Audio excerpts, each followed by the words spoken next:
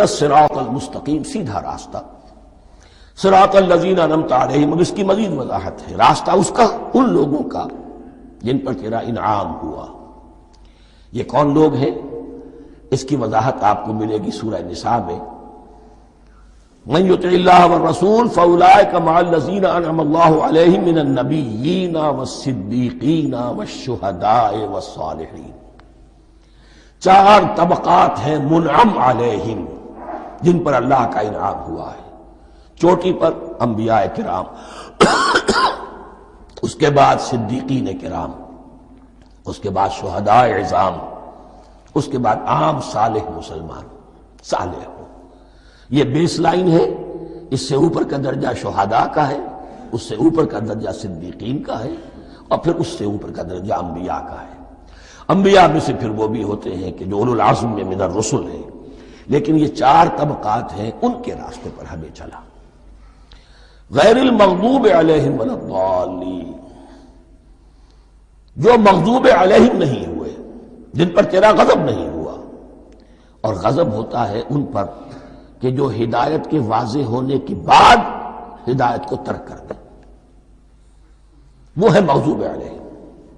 جنہیں ہدایت مل گئی ہو، ہدایت کو پہچان لیا ہو، پھر اپنی شرارت نفس کی وجہ سے، اپنی نفسانیت کی وجہ سے، اپنے تکبر کی وجہ سے، اپنے حسد کی وجہ سے وہ اس حق کو رد کر دے، اس کو ترک کر دے، ان پر اللہ کا غضب آتا ہے۔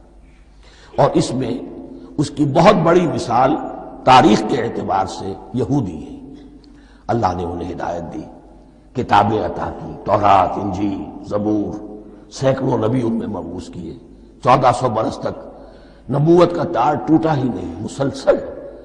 ابتدا میں بھی 2 نبی، موسیٰ اور ہارون، اور اختتام پر بھی 2 نبی، عیسیٰ اور یحییٰ علیہ السلام، اور ان کے مابین کوئی لمحہ نہیں آیا ہے تاریخ بنی اسرائیل میں جبکہ کوئی نہ کوئی نبی موجود نہ ہو۔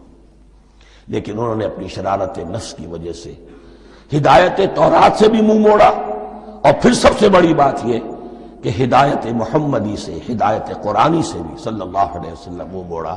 وہ ہے مغضوب علیہم ولا الضالین، اور نہ ہی گمراہ ہوئے۔ یہ لفظ جو آتا ہے عربی زبان میں، گمراہ کا بھی ہے اور تلاش حق میں بھٹکنے والے کا بھی ہے۔ ایک وہ شخص ہے جس پر حق ابھی واضح نہیں ہوا، وہ تلاش میں ہے، اس کے لیے بھی ضال کا لفظ آئے گا۔ اسی طرح کوئی شخص کسی کے عشق اور محبت میں ایسا ہو جائے، دیوانہ ہو جائے، اس کو بھی ضال کہتے ہیں، یعنی اس کے اوپر جذبات کا اتنا غلبہ ہو گیا ہے کسی کی محبت اور عشق کی بنا پر۔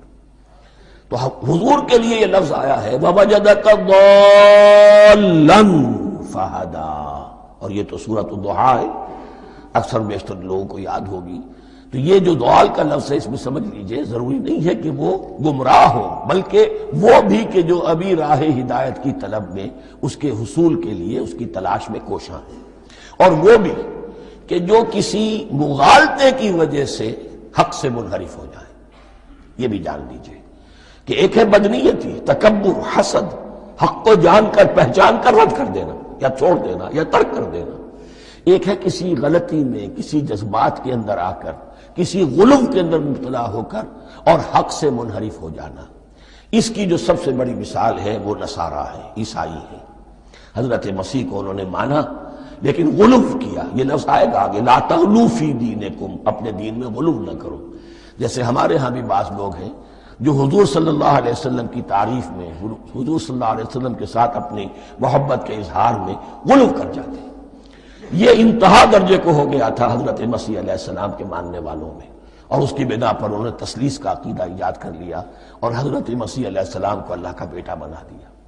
تو اس کی سب سے بڑی مثال ضالین کی اس اعتبار سے کہ ہدایت پانے کے بعد کسی بدنیتی سے نہیں بلکہ کسی اچھے جذبے میں غلو کی وجہ سے، رسول سے محبت کرنا تو اچھا جذبہ ہے، لیکن یہ محبت بھی ایک حد میں رہنی چاہیے۔ غلو کرے گی تو ظاہر بات ہے کہ اس کے بعد وہ گمراہی کی طرف لے جائے گی۔ یہ ہے اس سورہ مبارکہ کا ترجمہ، اور اس کے بعد آخر میں آمین کہنا، یہ مسنون بھی ہے، کہنا چاہیے۔ البتہ اختلاف یہاں بھی صرف اتنا ہے کہ نماز میں جب آپ امام کے ساتھ ہیں، وہ اگر جہری قرات کر رہا ہے تو آیا اس کے بعد آپ کو بھی بالجہر کہنا ہے آمین یا نہیں کہنا؟ یہ اختلاف ہے، ان میں کوئی فرق واقع نہیں ہوتا، یہ چیز متفق علیہ کہ کہنا ہے آمین۔ بلکہ یہ آمین تو یہودیوں میں ہے، یہ آمین جو ہے یہ عیسائیوں میں بھی ہے، ان کی بھی جو پریئر لارڈس پریئر ہے اس کے بعد آمین، وہ آمین کہتے ہیں، وہ فرق، وہ لفظ ایک ہی ہے۔ اس لیے کہ عبرانی زبان اور عربی زبان، یا تو ہم یہ کہہ سکتے ہیں کہ دونوں بہنیں ہیں، کوئی ایک مشترک زبان تھی ان کی ماں جس کی یہ دو بیٹیاں ہیں، اور یا یہ کہنا پڑے گا کہ عربی زبان کی ماں جو ہے وہ عبرانی زبان ہے۔ بہرحال بڑا قریبی رشتہ عربی کا اور عبرانی کا ہے، اس اعتبار سے وہ آمین۔ اب آپ کو معلوم ہے ہم السلام علیکم وہ کہتے ہیں، وہ سلام کہتے ہیں، فرق کیا ہے؟ وہ تو تلفظ کا فرق ہے۔ اسی طریقے سے اور بہت سے الفاظ ہیں، میں بعد میں بتا۔ اب میں اس